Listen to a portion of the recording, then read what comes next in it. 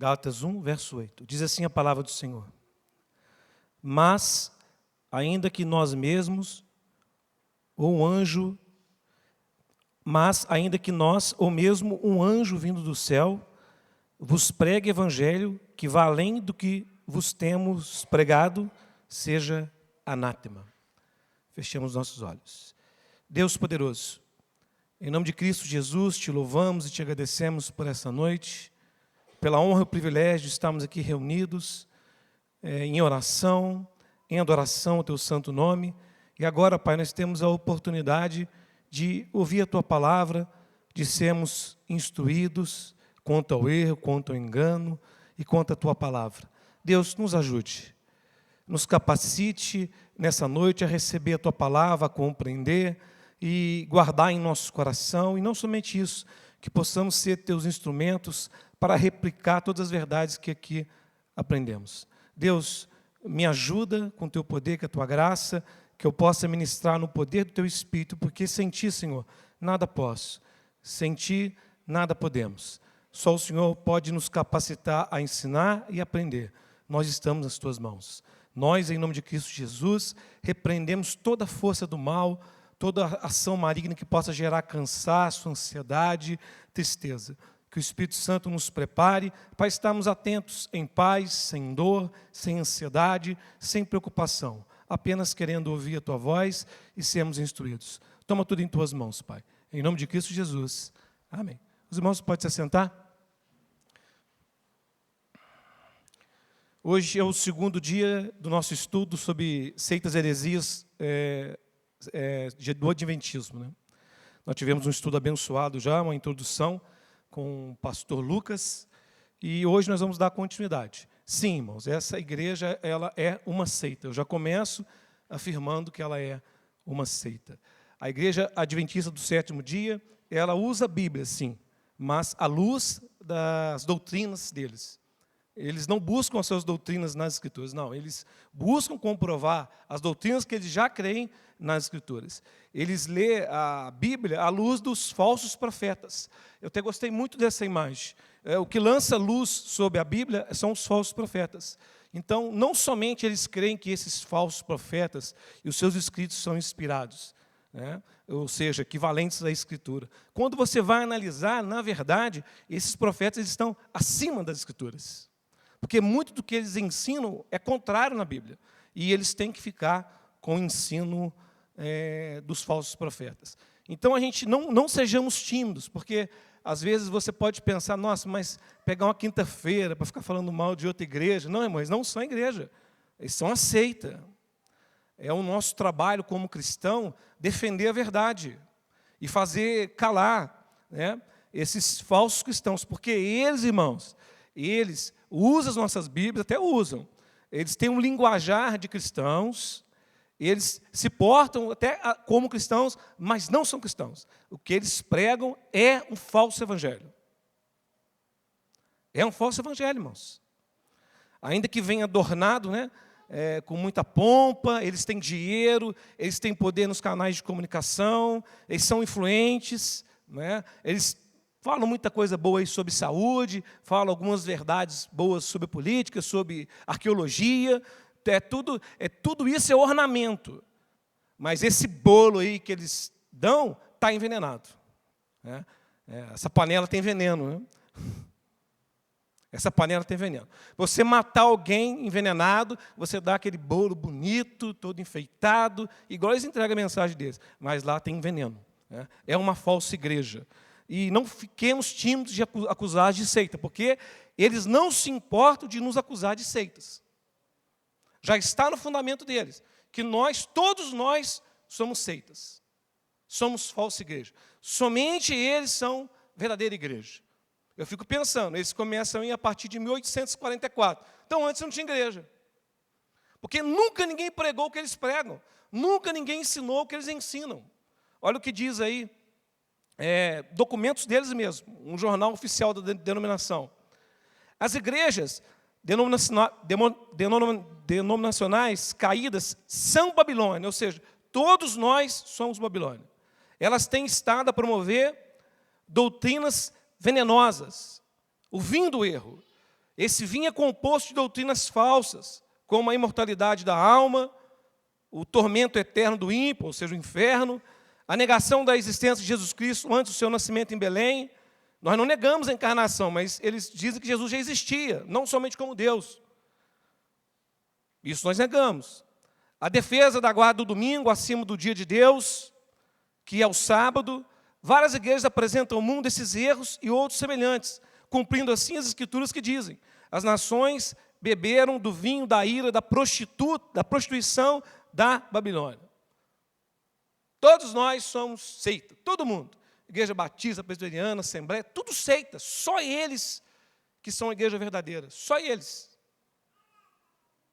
Eles afirmam isso em seus documentos.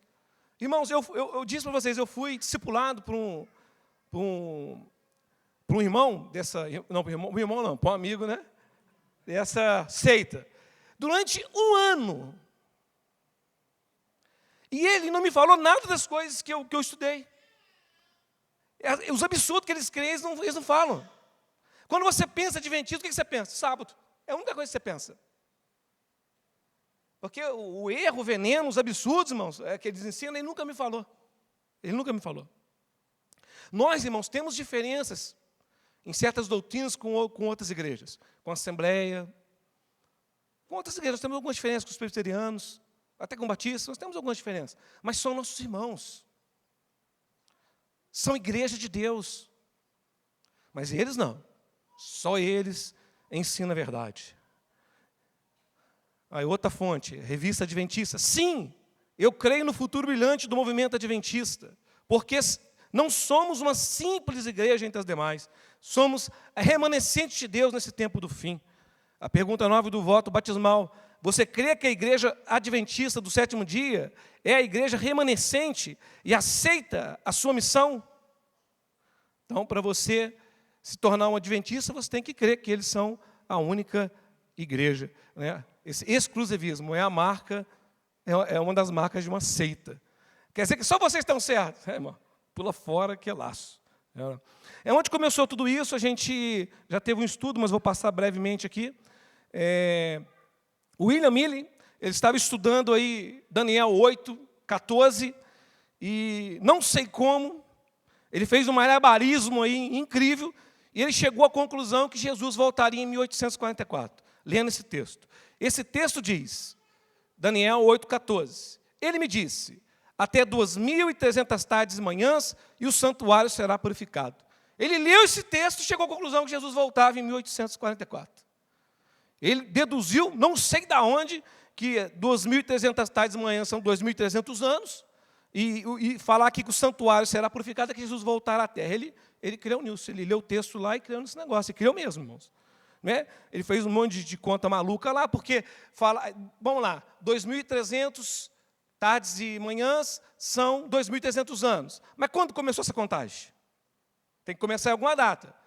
Aí ele pegou Daniel 9, as 70 semanas de Daniel, deduziu que era uma parte desses 2.300 anos, aí 457, mais 2.300, passa um aqui, outro ali, 1844 é o retorno de Cristo. Esse malabarismo exegético aí. A gente já estudou um pouquinho isso aqui na semana passada. Creu nisso e começou a pregar. E ficou aí uns 20 anos pregando isso. O homem creu mesmo que Jesus ia voltar. E muitas pessoas creram na mensagem dele. Alguns dizem 100, 150 mil pessoas creram na mensagem dele. Muita gente creu que Jesus voltaria em 1844. A ponto que as pessoas começaram a vender suas coisas, suas fazendas, seus bens. Porque vamos raciocinar, né, irmãos? Se Jesus vai voltar, que sentido faz eu ter 3, 4 fazendas? Se Jesus vai voltar, para que eu vou ficar preocupado em juntar bens, dinheiro? Para que me preocupar com isso? Se Jesus vai voltar, em 1844, talvez para alguns, quando ouviram a mensagem, faltava 20 anos, depois outros, quando ouviram, faltava 10, outros faltava 5, quem sabe a pessoa ouviu, faltava 1 ano. Essas pessoas creram na mensagem, se elas creram, elas começam a administrar a vida delas, segundo o tempo que elas ainda têm. Então, eu entendo eles pegar seus bens e começar a querer investir no reino, Eles estavam sendo astutos. Eles pensavam, poxa, se Jesus vai voltar, eu quero ser pego por ele servindo. Então eu vou usar o que eu tenho para o reino. E eu entendo isso aí. Na verdade, tem isso na Bíblia. Quando a gente vai lá para o livro de Atos, os irmãos, quando se converteram, começaram a colocar os bens também aos pés dos apóstolos para investir no reino. O fato é, irmãos, que Cristo vai voltar. Miller podia ter errado falando que ia voltar em 1844, e Jesus podia ter voltado em 1840, 1835. Ele falou para aquele povo que eles tinham 20 anos, podia ser que eles tivessem 1 ano só ainda. Você errou por 20 anos, Miller. Eu vou voltar daqui a 1 ano. De fato, irmãos, Jesus pode voltar a qualquer momento. Viver as nossas vidas de maneira sábia vivemos vigilantes, porque não sabemos o dia nem a hora. Nós, irmãos, somos chamados, de fato, a administrar a nossa vida, os nossos recursos, a nossa força, as coisas que nós temos, administrar essas coisas como se Cristo pudesse voltar a qualquer momento. Por causa do tempo, eu quase ia pular esses slides, mas depois que o pastor Danilo orou, eu decidi que eu não ia mais pular esses slides. Atos 2,45 diz: eles vendiam as suas propriedades e bens, distribuíam o produto entre todos, à medida que alguém tinha necessidade. Diariamente perseveravam unânimes no templo, partiam pão de casa em casa, tomavam suas refeições com alegria e singeleza de coração, louvando a Deus e contando com a simpatia de todo o povo. Enquanto isso, acrescentava-lhes o Senhor, dia a dia, os que iam sendo salvos. Em Atos 4,34 diz: pois nenhum necessitado havia entre eles, porquanto os que possuíam terras ou casas, vendendo-as, traziam os valores correspondentes e depositavam aos pés dos apóstolos. Então se distribuía a qualquer um à medida que alguém tinha necessidade. Em Mateus 24,42 diz: portanto vigiai, porque não sabeis em que dia vem o nosso Senhor. Mas considerai isso: se o pai de família soubesse a que hora viria o ladrão, vigiaria e não deixaria que fosse arrombada a sua casa. Por isso, ficai também vós apercebidos, porque a hora em que não cuidais, o Filho do Homem virá. Esperar a volta de Cristo não foi o erro do povo aqui, que estava junto com Miller. Devemos até aprender com esse povo. Nos preparar para a volta de Cristo. Vigie, irmão, porque Jesus pode voltar amanhã. E como que Ele vai te encontrar? Você, jovem, que pensa que tem muito tempo, Cristo pode voltar amanhã. Ou nós podemos partir, né? Jesus pode dizer: hoje mesmo pedirei a tua alma, pastor Danilo.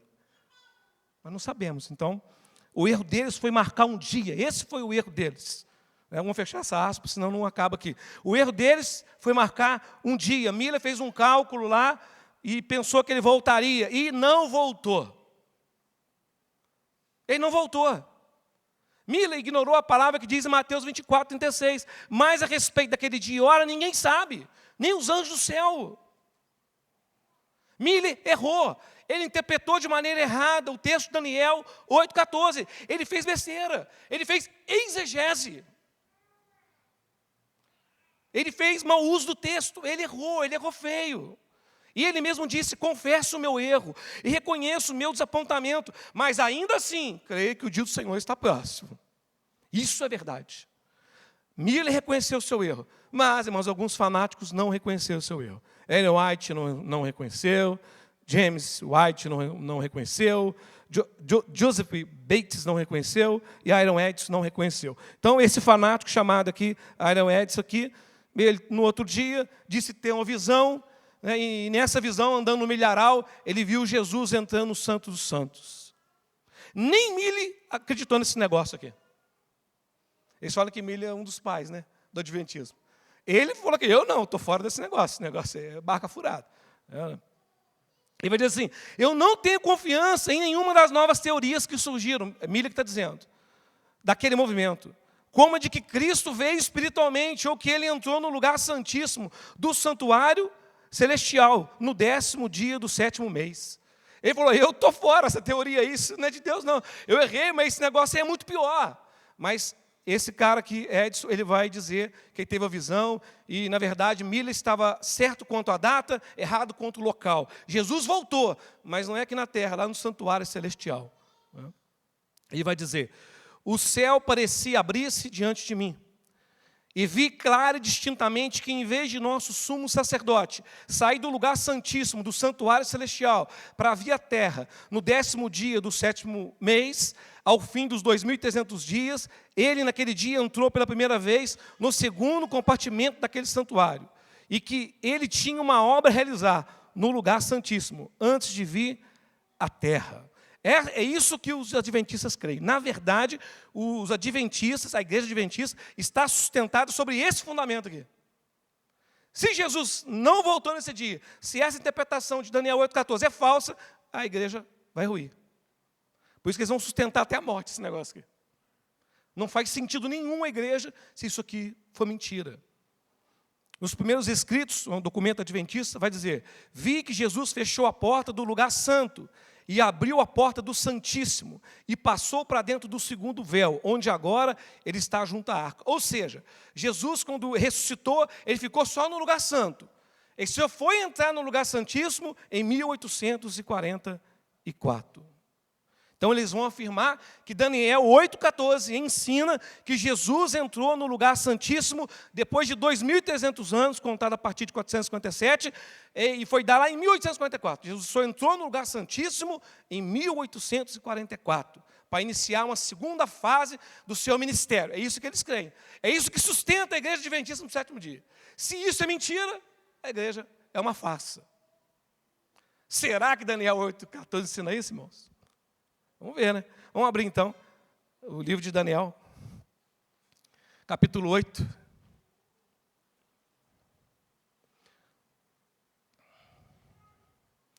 O pessoal que está estudando em RCT, nós entendemos um texto, primeiramente, pelo contexto, né, irmãos? Será que o contexto está falando isso, que Jesus vai voltar em 1844? O versículo é Daniel 8,14. Até 2.300 tardes e manhãs o santuário será purificado. Do que está falando aqui?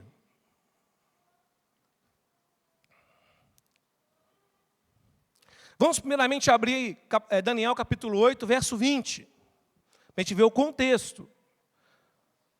Daniel aqui está recebendo uma explicação sobre a visão.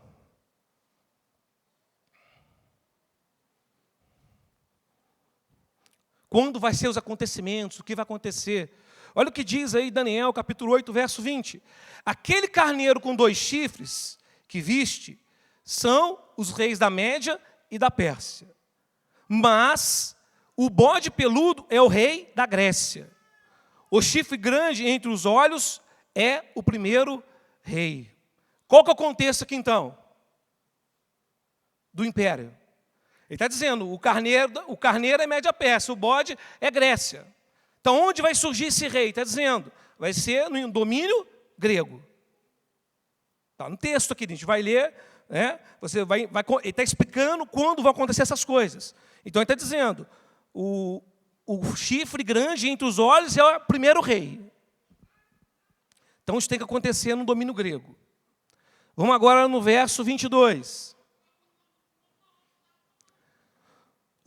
O ter sido quebrado, levantando-se 4 em lugar dele, significa que 4 reinos se levantarão desse povo. O pastor Ricardinho já deu aula sobre Daniel, nesse texto aqui, né? Sobre esse rei que se levanta, já ensinou. Né? Significa que 4 reis se levantarão deste povo, mas não com força igual que ele tinha. Mas no fim do seu reinado, quando os prevaricadores acabarem, levantar-se-á um rei feroz. Então vai se levantar um rei feroz. Ele vai se levantar desse império grego. Isso já aconteceu já, né, irmãos? O império grego já até passou. Então, o contexto está dizendo que vai surgir um rei do império grego, feroz. Ele surge da divisão do império grego. Quem que é? Na história, a gente olha para a história, irmão, Antíoco Epifânio se enquadra nesse rei. Agora vamos para o verso 11. 8:11. Sim, nós estamos chegando perto do 14. Sim, engrandeceu-se até o príncipe do exército, e dele tirou o sacrifício diário, e o lugar do seu santuário foi deitado abaixo. Então, vai parar o sacrifício diário. Verso 12. O exército lhe foi entregue com o sacrifício diário, por causa das transgressões, e deitou por terra a verdade, e o que fez prosperou. Verso 13 aqui, que deu uma... Depois ouvi um santo que falava, e disse outro santo, aquele que falava: até quando durará a visão do sacrifício diário, da transgressão assoladora?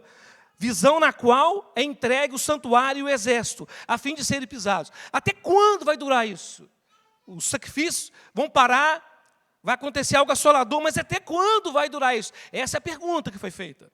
Nos versos 12 a 13. Houve uma profanação do templo. A questão é, até quando? Aí vem a resposta no verso de número 14. E ele me disse: até 2.300 tardes e manhãs, e o santuário será purificado. Irmãos, aonde que esse texto aqui está falando da volta de Cristo?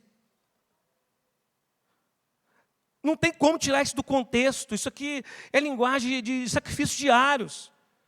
Êxodo 29, 38 diz: isto é o que se oferecerá sobre o altar, 2 cordeiros de 1 ano, um a cada dia continuamente. Um cordeiro oferecerá-se pela manhã e outro ao pôr do sol. São 2 sacrifícios. Se a gente entender que são 2.300 sacrifícios, então são 1.150 dias. Mas não quis tirar, irmão, que aqui está falando de a volta de Cristo. Está limitado ao Império Grego, está limitado a um rei que vai vir. Quando você lê Daniel 11, 21, vai estar falando ali, profanar o santuário, tirar o sacrifício contínuo.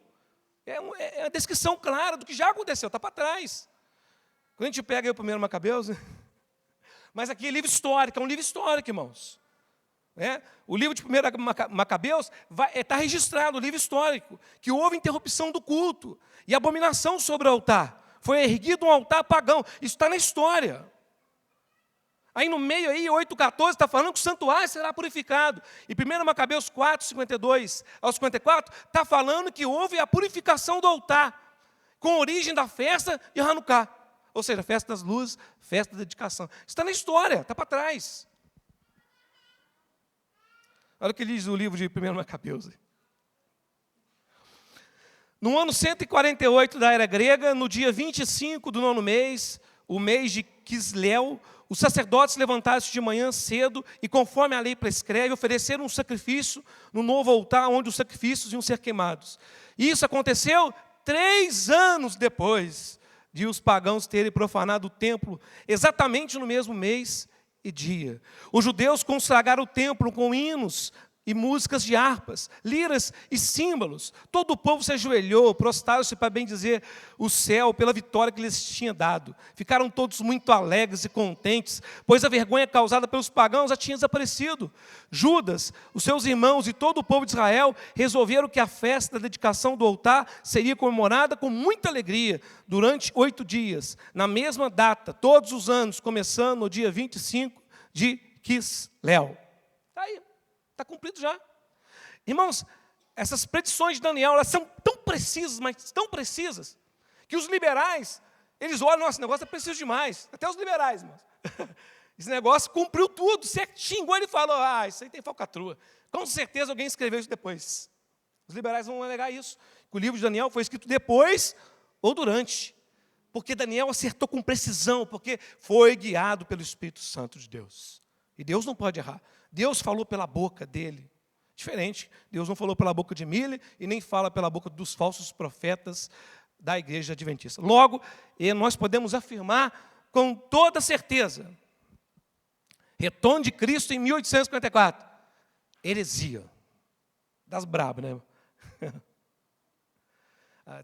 Miller rejeitou essa manobra. O livro de Daniel não permite essa manobra. Nenhum texto da Bíblia permite essa manobra. Sabe como? A única forma de manter essa manobra é através das profetadas, né, de Ellen White. Porque ela vai afirmar que Jesus voltou em seus escritos. E já que ela é a profeta de Deus, e um profeta não pode errar, e seus escritos são inspirados, logo eles acreditam que ela voltou. A Bíblia não diz nada. Diz o contrário, né? Mas que vale é o que Ellen White diz. Aí, por causa dessa falsa doutrina, eles vão criar outras falsas doutrinas, ou seja, um abismo levando a outro abismo. E a outra doutrina terrível que eles vão inventar é a doutrina do juízo investigativo. Ou seja, se Jesus só entrou no Santo dos Santos em 1844, que ele estava fazendo antes e o que vai fazer depois. Houve uma mudança no ministério. Então, o que começa em 1844? Em 1844 começa o juízo investigativo. Segundo a teologia adventista, com base em Daniel 8,14, Cristo teria iniciado, em 22 de outubro de 1854, uma segunda fase do seu ministério no santuário celestial, chamada de juízo investigativo, na qual ele examina os registros dos crentes, para determinar quem é digno de salvação final. Está tudo em aberto. Tem nada garantido. Em 1854, Jesus entrou lá no Santo dos Santos e está conferindo, livro por livro. Olha lá. Tem um da Rita também lá, da Rita está mais apagadinha. É bem isso mesmo, irmãos. Ele está lá conferindo livros. Alguns vão crer que é livro mesmo. Ele está lá folheando o livro. Antes ele estava só intercedendo, até 1854. Agora ele entrou no Santo dos Santos para conferir os livros. Ele está investigando para ver quem vai e quem não vai. É registro, todo pecado seu é registrado lá. E se você não confessou, não se arrependeu, seu nome pode ser arriscado. Uma coisa eu lembro quando eu fui discipulado por eles lá. No final eu perguntei, se falar para mim que guardar sábado é algo bom, você passar um dia só meditando, ouvindo a palavra, eu até posso pensar em batizar. Agora, se você falar para mim que para ser salvo tem que guardar o sábado, aí não dá. Ele falou, não, para ser salvo tem que guardar o sábado. Por quê, irmãos? Por que alguém poderia ter seu nome riscado nesse livro aqui? Porque tem um pecado e não se arrependeu. Se você tem um pecado e você não se arrependeu, o teu nome pode ser riscado aqui. Ou seja, todo mundo que não guarda o sábado está pecando. E não vai ser salvo. Você não vai ser salvo. Porque você tem pecado e você não se arrependeu. Tudo em aberto, irmãos, tudo em aberto. Eu não sei, será que os apóstolos também estão em aberto? O apóstolo Paulo tem aberto, Pedro em aberto, vai que ele, eu não sei, né? Vai que ele teve outro fingimento, igual que ele teve lá junto com Paulo, e não confessou, não se arrependeu. Não sei. Jesus disse para aquele ladrão, hoje estarás comigo no paraíso, só que não. Agora eu tenho que dar uma investigada aqui, né? No tempo que eu te falei aí, até o tempo que eu te falei isso aí, se você não murmurou, não debochou no pensamento, eu não sei, se você não tremeu na base, não tem ninguém certo, João Batista, ninguém, irmão, ninguém. Tudo está em aberto, tudo está sendo analisado. E de onde que eles tiram isso? Daniel 7,9 é um dos textos. Aí no caso já é Daniel 8,14. Continuei olhando até que foram postos uns tronos, e o ancião de dias se assentou. Sua veste era branca como a neve, e os cabelos da cabeça como uma pura lã. O seu trono eram chamas de fogo, e suas rodas em fogo ardente. Um rio de fogo, uma nave saía diante dele. Milhares de milhares o serviam, e miríades estavam diante dele. Assentou-se o tribunal, e se abriram os livros. Aí tiram daqui. De fato, o texto mostra um juízo escatológico. Mas onde está escrito que isso vai ser em 1844? Onde está escrito isso? Eles entendem que, assim como Jesus, assim como Levítico 16 fala daquele trabalho do sacerdote, que oferece os sacrifícios lá fora, e depois ele entra no Santo dos Santos, assim também a obra de Cristo tem essas duas fases. Uma fase inicial, e depois ele entra no Santo dos Santos em 1844, para abrir os livros e começar a conferir. Como é que eles tiram isso desse texto? Outro texto que eles usam, não sei isso aqui, ó, Apocalipse 11, 19. Abriu-se então o santuário de Deus que se acha no céu, e foi vista a arca da aliança no seu santuário. E sobreviram relâmpagos e vozes, trovões, terremoto e grande saraiva. Eles estão dizendo aqui que esse foi o dia que Jesus entrou no santuário. Porque está aqui no texto, que ele foi vista a arca da aliança. É uma mudança de fase no ministério dele. A linguagem apocalíptica, irmãos. Não indica que Jesus entrou lá em 1844. Eles vão fazer muito uso de Levítico 16, né, que descreve Yom Kippur aí, dia da expiação. E lá nós vamos perceber, irmãos, 3 elementos centrais, que eles vão distorcer bastante. O sumo sacerdote entra no Santo dos Santos.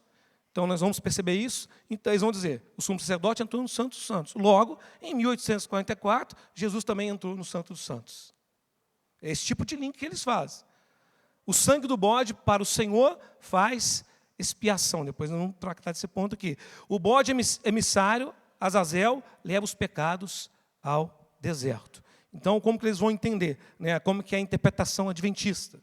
Né? O ministério de Cristo se divide em duas fases. Primeira fase, até 31, de 470 aqui, eu não lembro a data exata agora, 471, até 1844. Jesus estava no lugar santo, fazendo o quê? Só intercessão. Aí, a partir da segunda fase, a partir de 1844, está no lugar santíssimo, investigando. Então, ou seja, a obra da expiação, ela não é consumada na cruz. Está tudo em andamento. A obra da expiação, ela foi parcialmente consumada. A segunda fase da obra da expiação iniciou-se em 1844. Em 1844, Cristo teria iniciado a fase antitípica do dia da expiação. Ele estaria examinando os registros celestiais. Então, eles vão dizer que Jesus só entrou no Santo dos Santos em 1844. Na hora que eles vão dizer que doutrina adventista do sétimo dia, parcialmente na cruz, né? Falando aqui do cumprimento de Levítico 16. E Levítico 16 está falando de quê? Do sacrifício, né? Pelos pecados. Essa expiação se cumpriu parcialmente na cruz, inicialmente até 1844. Depois ele entra no Santíssimo só em 1854 para continuar essa obra. Uma teologia reformada, ela entende que a obra de expiação de Cristo é 100% cumprida na morte e ressurreição de Cristo.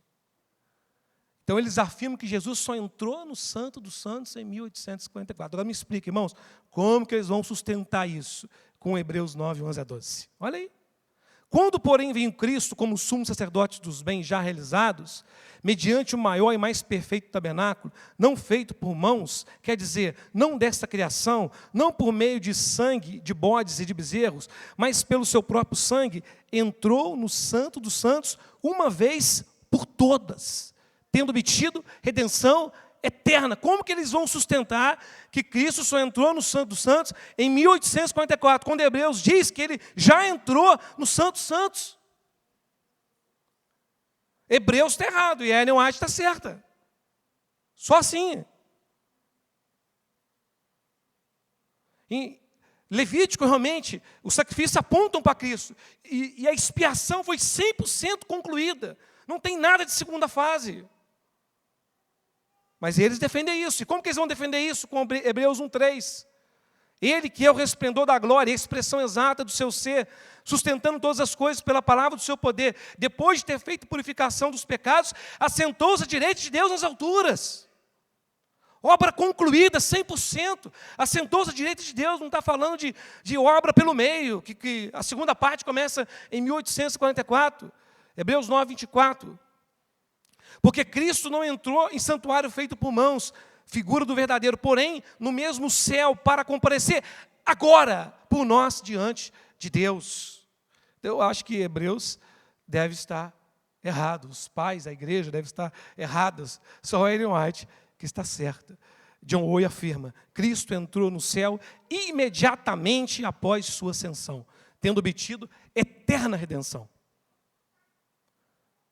Como que nós podemos sustentar que em 1854 Cristo entrou no Santo dos Santos com um texto como esse de Hebreus? Não tem como. Segunda fase de Cristo no ministério, no santuário celeste aí, heresia, irmãos. A obra de Cristo, ela foi consumada na cruz. Não tem nada de nova fase em 1854, tem nada disso. Isso é uma heresia, é uma mentira. Mas, dessa heresia que ele entrou lá em 1854, para começar essa segunda fase, nós vamos ter outros problemas, né? Que são problemas soteriológicos e graves. Né? Porque, segundo a figura aí, né? Vamos voltar a essa figura, né? Jesus, ele está conferindo quem vai ser salvo. Não tem nada certo, irmãos. Tem ninguém certo, ninguém pode dizer que é salvo, ninguém. Ninguém, tudo em aberto.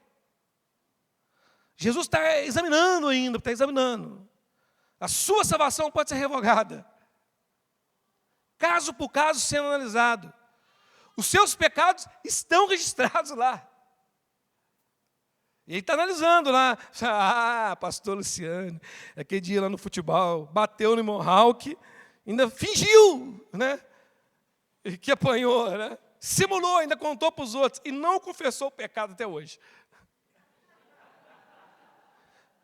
Irmãos, não há esperança da salvação para quem crê numa mentira dessa. Não há. Tudo em aberto. Tudo sendo analisado. Olha o que a falsa profeta diz aí no livro Grande Conflito. No grande dia da expiação final e do juízo investigativo, os únicos casos considerados são do povo de Deus. É o povo que se diz cristão que está sendo analisado, que está dizendo. Quando alguém tem pecados que permanecem nos livros de registro, sem arrependimento e sem perdão, seu nome será apagado do livro da vida. Não guardou o sábado? Não guardou o sábado, né? Beleza, seu nome vai ser apagado. Isso são palavras dela. A obra do juízo investigativo e o apagamento dos pecados devem realizar-se antes da segunda vinda de Jesus. Ou seja, ainda não aconteceu. Os pecados ainda não foram apagados. E vocês vão cair para trás quando vocês forem ver a maneira que será apagado esses pecados aí. Isso aqui, irmão, elimina totalmente a esperança da salvação, a certeza. Como é que eles vão sustentar essa heresia, irmãos?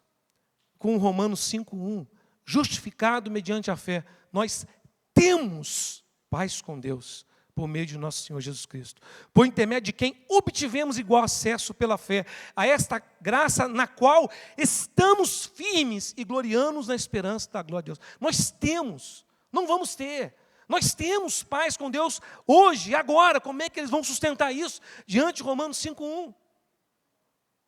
Por isso Jesus pode dizer para aquele ladrão, hoje mesmo estarás comigo no paraíso.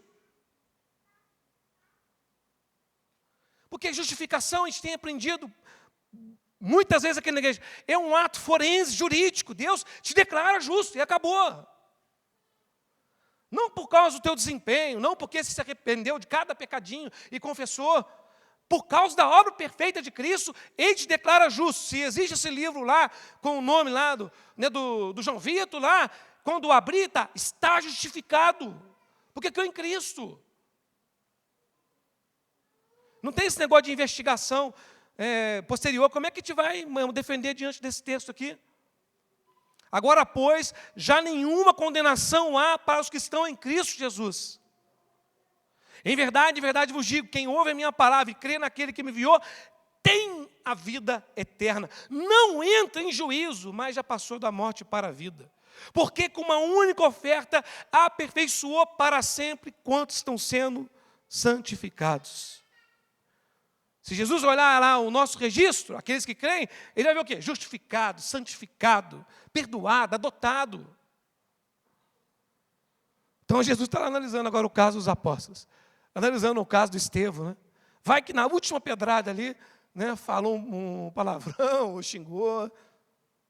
Irmãos, juízo investigativo é heresia. Isso é tudo heresia. E muitos teólogos importantes dentro da própria igreja adventista, eles se rebelaram contra esse ensino.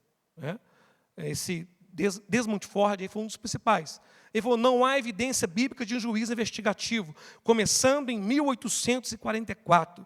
Hebreus ensina que Cristo entrou no Santíssimo na sua ascensão, não em 1844. O juízo investigativo se baseia numa interpretação errada de Daniel 8,14. A interpretação que eles têm, né, de Daniel 8,14 não pode ser sustentada por uma exegese sólida. A doutrina do juízo investigativo não resiste a um exame cuidadoso bíblico. Os próprios teólogos dentro da igreja adventista tentaram alertar. Eles aceitaram? Não. Por quê? Irmãos, se não tem juízo investigativo, se Jesus não ascendeu os céus em 1844, a igreja vai cair. Eles precisam sustentar esse engano. Mas as heresias não param por aí, irmãos. A doutrina da expiação, isso aqui é algo terrível. Eles vão desenvolver essa doutrina a partir de Levítico 16, ali, há 2 bodes ali em Levítico 16, e um bode, eles vão defender que representa Cristo, que foi morto pelos nossos pecados, e o outro bode é Satanás. e os pecados serão colocados sobre Satanás. É isso que eles defendem. Lendo Levítico 16. A lógica deles é mais ou menos assim, né? O pecado é cometido, Cristo morre na cruz, tem lá em Levítico 16 um bode para o Senhor, como sacrifício substitutivo. Aí depois vai ter o ministério celestial dele, o sangue de Cristo é aplicado no santuário celestial, o início do juízo investigativo, Daniel 8,14. No final, isso não aconteceu ainda. Satanás representando o bode emissário, os pecados serão transferidos para ele, e aí haverá, o problema do pecado vai ser resolvido. A destruição final de Satanás e a destruição final dos pecados. E onde eles tiram isso? Aqui de Levítico 16. Olha o que eles vão entender. Também tomará ambos os bodes. Esse é o texto de Levítico 16, não eles tiram isso. Também tomará ambos os bodes e os porá perante o Senhor, à porta da tenda da congregação. Lançará a sorte sobre os 2 bodes. Aí vai dizer aqui, um para o Senhor, esse é Cristo. Se um é para o Senhor, o outro não é. Né? O outro bode para emissário. Azazel, esse é Satanás. De onde que eles tiram isso? Vão ler lá um livro de Enoque, 2, se é onde lá, Enoque, que está escrito num anjo caído que chamava Azazel. Então, logo aqui, Azazel é Satanás. É onde eles vão tirar isso. Arão fará chegar o bode sobre o qual cair a sorte para o Senhor, e oferecerá por oferta pelo pecado. Mas o bode sobre que cair a sorte para bode emissário, né? Ou seja, o Azazel aqui, que eles dizem que é Satanás, será apresentado vivo perante o Senhor, para fazer expiação por meio dele, e enviá-lo ao deserto como bode emissário. Então, o segundo bode, que aqui em Levítico 16, será feita expiação por meio dele. Eles dizem que esse bode aqui é Satanás. Está escrito aqui no texto que por meio desse bode será feita expiação. Mas eles vão dizer que isso aqui é Satanás. Os pecados serão colocados sobre Satanás. A palavra aqui, Azazel, emissário, irmãos, ela também pode significar remover, levar embora para sempre. Também pode significar um lugar. Mas eles escolhem que significa Satanás. Porque lá no livro de Enoque, está escrito que tinha um anjo caído que chamava Azazel. E esse bode emissário, ele representa justamente isso, aquele que leva os pecados para longe do povo de Deus. É mais ou menos isso aqui que acontecia. O sacerdote impunha as mãos sobre o bode num ato simbólico de transferir os pecados para ele, depois ele era levado para longe do povo de Deus. Eles vão dizer que esse bode aqui é Satanás. E vão dizer que está cumprindo isso em Apocalipse 20. Quando Satanás é preso por 1000 anos, é quando ele está pagando pelos pecados.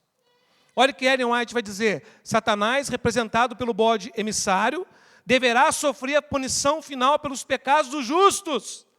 Ellen White, profeta. Seus escritos são considerados por eles inspirados. Então, o que ela fala é verdade. Está aí. Ó. Então, a obra de expiação começa onde? Na cruz. Acaba onde? Lá com os pecados sendo colocados sobre Satanás. A obra da expiação nem acabou ainda. Quando Satanás é preso aqui por 1000 anos, é que os pecados serão colocados sobre eles. Irmãos, quem em sã consciência que crê num negócio desse? Por que eles não ficam ensinando isso abertamente na televisão, no canal deles? Eles não ensinam isso. Você pode até falar algumas coisas boas sobre saúde, irmãos, mas são uma falsa igreja, porque pregam um falso evangelho.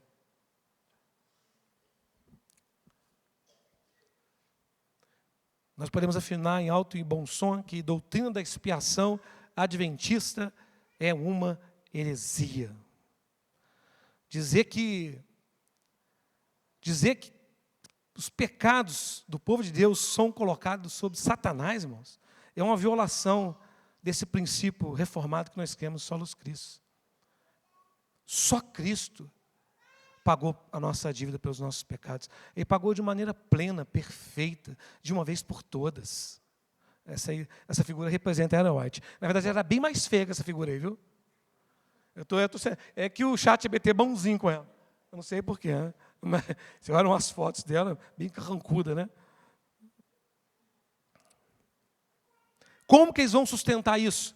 Que é feita uma expiação através de Satanás, que aquele bode emissário que faz expiação é Satanás, com o texto de Isaías 53:5. Mas ele foi transpassado pelas nossas transgressões e moído pelas nossas iniquidades. O castigo que nos traz a paz estava sobre ele, pelas suas pisaduras somos sarados. Ele verá o fruto do penoso trabalho de sua alma e ficará satisfeito. O meu servo, o justo, com o seu conhecimento justificará a muitos, porque as iniquidades deles levará sobre si. Não é sobre Satanás, foi sobre Cristo. Por isso eu lhe darei muitos como a sua parte, e com os poderosos repartirá ele o despojo, porquanto derramou a sua alma na morte, foi contado com os transgressores, contudo levou sobre si os pecados de muitos, e pelos transgressores intercedeu. São dois bodes, dois aspectos do mesmo ritual. Os dois representam a Cristo. Não tem lugar para Satanás nessa interpretação maluca deles. E também nós devemos buscar compreender Levítico à luz do Novo Testamento, irmãos. O que lança a luz para a gente compreender as Escrituras, o Antigo Testamento, é o Novo Testamento, não o livro de falso profeta. Como que nós vamos afirmar que aquele segundo bode ali é Satanás, por exemplo, à luz de Hebreus, capítulo 10, verso 9? Nessa vontade é que temos sido santificados, mediante a oferta do corpo de Jesus Cristo, uma vez por todas. Jesus, porém, tendo oferecido para sempre um único sacrifício pelos pecados, assentou-se à destra de Deus, aguardando daí em diante até que os seus inimigos sejam postos por estrado dos seus pés. Porque com uma única oferta aperfeiçoou para sempre quantos estão sendo santificados. Acrescenta, né? Também de nenhum modo me lembrarei dos seus pecados e das suas iniquidades. Para sempre, onde há remissão de pecados desses, já não há oferta pelo pecado. Obra feita, concluída. Aonde que nós podemos ler aqui que há uma segunda fase de oferta pelos pecados que vai acontecer lá no futuro? Isso compromete a suficiência da cruz, da obra de Cristo. E colocar Satanás para participar da solução do problema é complicado, irmão. Satanás agora é coparticipante da salvação. Eles não falam isso abertamente. Não falam. 1 Pedro 2,24 diz: carregando ele mesmo em seu corpo sobre o madeiro os nossos pecados, para que nós, mortos para os pecados, vivamos para a justiça, por suas chagas fomos sarados. Quando, pois, Jesus tomou o vinagre, disse: está consumado, está feito, 100% feito, não falta mais nada a ser feito. Ele levou em seu corpo os nossos pecados, sem a ajuda de ninguém, ninguém ajudou ele. Porquanto há um só Deus e um só mediador entre Deus e os homens, Jesus Cristo, o qual a si mesmo se deu em resgate por todos, testemunho que se deve prestar em tempos oportunos. Devemos testemunhar que adventismo, a seita do adventismo é uma farsa. Nós temos que testemunhar que somente Cristo tomou sobre si os nossos pecados, sem a ajuda de ninguém. O ensino deles, mas que Satanás ajudou a espiar pecado. Não tem lugar nenhum na Bíblia. Onde você vai encontrar isso? Nos falsos profetas. Está aí, ó. Ellen White afirmou: visto que Satanás é o originador do pecado, o instigador direto de todos os pecados que causam a morte do Filho de Deus, a justiça exige que Satanás sofra a punição final. Quando a obra da expiação no santuário celestial for concluída, então, na presença de Deus, dos anjos celestiais e da horte dos remidos, os pecados do povo de Deus serão colocados sobre Satanás. Ele será declarado culpado de todo o mal que fez cometer. Ou seja, para eles, esse escrito aqui é inspirado, autoritativo, e toda pessoa que pertence àquela seita deve se submeter a ele. Ela falou, está falido, né? A Bíblia está errada, Hebreus está errado, todo mundo está errado. Ellen White está certa. Então, na prática, nós percebemos que os escritos dela estão acima da Bíblia. Nem em pé de igualdade, acima da Bíblia. Patriarcas e profetas. Satanás, o originador do pecado, é representado pelo bode emissário. Assim como o bode emissário era enviado para uma terra não habitada, e lá está escrito para fazer expiação, não é? Assim Satanás será banido para a terra desolada, vazia, inabitada, para levar para longe de nós os nossos pecados. Quem crê num negócio desse vai ficar junto com Satanás lá e os pecados também, né? Vi, ao terminar a obra de Cristo no santuário, os pecados os remidos seriam colocados sobre Satanás. E eu até creio que ela teve revelações, mas do diabo. Né? Quem ensinou isso para... Acho que nem o diabo teve uma criatividade dessa aqui. Né? Irmão, doutrina da expiação adventista era heresia. E nós podemos perceber outro erro gravíssimo aqui. Nenhum dos ensinos deles podem ser sustentados pelas Escrituras. Eles têm que sustentar o seu erro através de revelações extrabíblicas, falsas revelações. E aí eles entram em outro perigo. Eles dependem totalmente dos falsos ensinos dos falsos profetas. Isso aqui é outra tensão, só a Escritura. Não é só a Escritura. A Bíblia diz que toda a Escritura é suficiente. Não precisamos de mais nada para formular nossas doutrinas. Mas eles formulam suas doutrinas através das visões de Ellen White, são dependentes dela. Em 1800 anos, a igreja não sabia de nada disso aqui. A gente nem teve salvação, né, antes de 1800, então. Temos um vácuo de salvos. Nem tem muito livro para Jesus ver lá, né? Desde a ascensão dele até 1800, não tem nenhum livro para ele ler. Ele só começa a ler a partir de 1800, porque não tem nem perder tempo. Né?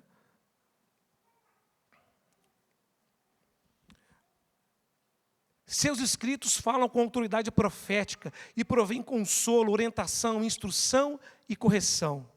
Reafirmamos a nossa convicção de que os escritos são divinamente inspirados. Olhem, palavra de Deus, sem erro. Continuação da Bíblia. Seus escritos são uma fonte contínua e autorizada da verdade. Recebeu os testemunhos como vindos de Deus. Inspirados, autoritativos, está escrito aqui. Olha, fonte contínua da verdade. Normativo para a igreja. Deus comunicou luz e conforto por meio dos testemunhos, dos escritos dos falsos profetas. Seus escritos são aplicáveis e autoritativos. Nós agradecemos pela Bíblia, agradecemos muito mais pelos escritos inspirados. Eles rasgam só a Escritura, eles rasgam. É isso que é a igreja adventista do sétimo dia. É uma seita. Uma seita, irmãos. O que nós temos a dizer para eles, Gálatas 1:6. Admira-me que estejais passando tão depressa daquele que vos chamou na graça de Cristo para outro evangelho, o qual não é outro, senão que há alguns que vos perturbam e querem perverter o evangelho de Cristo. Mas ainda que nós, ou mesmo um anjo vindo do céu, vos pregue evangelho que vá além do que temos pregado, seja anátema. Assim como já dissemos, e agora repito, se alguém vos prega evangelho que vá além daquele que recebeste, seja anátema. Eles podem falar que usa a nossa Bíblia, eles são bem cheios de manobras, sabe? É um povo chato que fala, não fala nada. Eu vejo os debates, eles são cansativos, sempre aquele tãozinho calminho lá, eles ficam enrolando, fazendo rodeio. Aí não vai enganar esse povo burro da nossa época? O povo burro da nossa época não raciocina o que está ouvindo. É quem convence eles mais emocionalmente. Quem fala com mais carisma. E isso eles têm de sobra. Eles têm que gastar energia em alguma coisa, em ter carisma. Porque palavras não tem, nem evangelho. Tem aparência de crente, veste como crente, anda com Bíblia de crente, se apresenta como crente, mas pregam outro evangelho. Nós falamos, escrito de Ellen White, é lixo. Ensino da igreja adventista do sétimo dia, é lixo. Seus documentos, é lixo. A única regra de fé que nós cremos, que sustenta as nossas doutrinas, são as Escrituras. Confissão de fé de Westminster, fico com eles. Todo o conselho de Deus está expressamente declarado na Escritura, ou pode ser deduzido por boa e necessária consequência. Nós ficamos só com as Escrituras. 2 Timóteo 3,16, toda a Escritura é inspirada por Deus e útil para o ensino, é útil, é suficiente, é completa, não precisa de mais nada, para a repreensão, para a correção, para a educação na justiça, a fim de que todo homem de Deus seja perfeito e perfeitamente habilitado para toda obra. Não precisamos de mais nada, temos as Escrituras. As Escrituras nos tornam perfeitamente habilitados. Irmão, nós lemos bons livros, nós lemos livros de Calvino, lemos livros de Lutero, mas eles não são inspirados. Tem erros. Lutero errou, Calvino errou, todo mundo errou. John Owen errou, todo mundo errou. Nós todos erramos. E nós devemos ler esses livros e escutar pregações e ensinos à luz das Escrituras. Porque a autoridade última é as Escrituras. Ela é suficiente. Havendo Deus outrora falado muitas vezes, de muitas maneiras, aos pais pelos profetas, houve um tempo em que Deus ele se revelava aos profetas. E a Escritura foi produzida assim. Nesses últimos dias, falou de maneira mais plena, mais perfeita. Ele falou pelo Filho, a quem constituiu o herdeiro de todas as coisas, pelo qual também fez o universo. Cristo é a revelação final, culminante, perfeita de Cristo. Não tem mais profeta trazendo revelação. Acabou. Trazendo o que? Ensino inspirado? Não, acabou. No nível de Escritura, acabou, não tem mais nada. Em Judas 3 diz: amados, quando empregava toda a diligência em escrever acerca de nossa comum salvação, foi que me senti obrigado a corresponder-me convosco, exortando-vos a batalhar diligentemente pela fé que de uma vez por todas, foi entregue aos santos. É perfeita, completa, suficiente, normativa, acabou. Nós temos uma regra de fé definida, sustentada pela igreja, durante 2000 anos. Não queremos saber de novidade. Nós não queremos saber, irmão. Novas revelações extrabíblicas. Heresia. Até coloquei os livrinhos ali, ó, grande conflito, juízo investigativo, expiação adventista, tudo heresia. A Escritura é suficiente, completa. Vamos orar, irmãos? Vamos colocar de pé para a gente orar, né? Acabar com o sono. Não acabou, viu, irmãos? Esse show de horror tem mais capítulo ainda. Irmãos, somente as Escrituras são a nossa regra de fé. E vamos fazer uma leitura correta das Escrituras. Buscar compreender o que o autor das Escrituras quer falar conosco. E não inserir nas Escrituras aquilo que nós queremos ouvir. Então, se você faz bem em estudar, faz bem em fazer o RCT, faz bem em se dedicar, para que você não faça uma leitura distorcida das Escrituras, que é a nossa regra de fé, completa, perfeita. A igreja adventista cai porque rejeitou essa verdade, aceitando ensinos de falsos profetas. Que nós possamos, como igreja reformada, semente da vida, até a volta de Cristo, preservar o solo da Escritura. Essa geração vai passar, os pastores que todos vão morrer, se Cristo não voltar antes, né? Os jovens que vão dar continuidade à igreja, que você preserve só a Escritura, só os Cristos, só a Deus glória. Você possa preservar isso, para que não nos tornemos numa seita, né? O adventista nem se tornou uma seita, né? Já nasceu seita, né? Oremos. Deus, obrigado por essa noite. Obrigado por Cristo, Pai, que morreu de maneira plena e perfeita pelos nossos pecados, no qual nós temos segurança perfeita, inabalável. E nós te agradecemos, Pai, por essa verdade que aquece os nossos corações e nos fortalece, para que possamos, Deus, viver vidas que te engrandeçam e te louvam.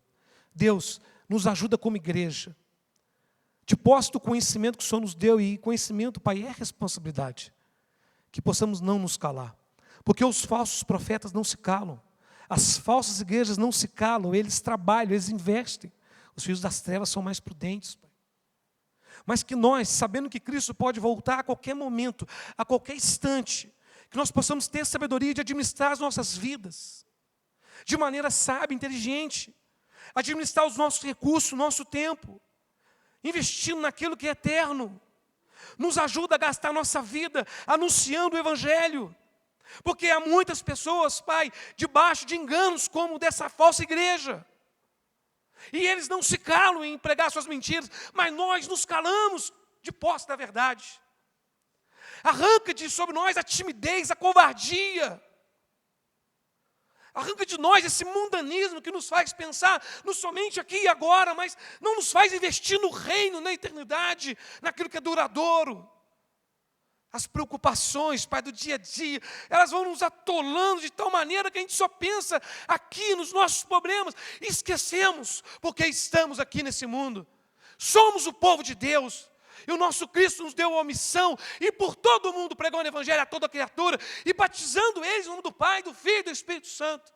Fazer discípulos, essa é a nossa missão. Que possamos investir nisso, trabalhar nisso, nos doar a isso. Nos acorda, Pai, para que a gente possa ser instrumento em Tuas mãos, para resgatar os Teus eleitos, que estão lá no meio dessa seita, e no meio de outras seitas, e que estão no mundo, sem Cristo, sem esperança. Nos usa a Tua igreja, nos fortalece, que nós possamos juntos avançar para a glória de Teu santíssimo nome, Pai. Sim, em nome de Cristo nós agradecemos. Amém.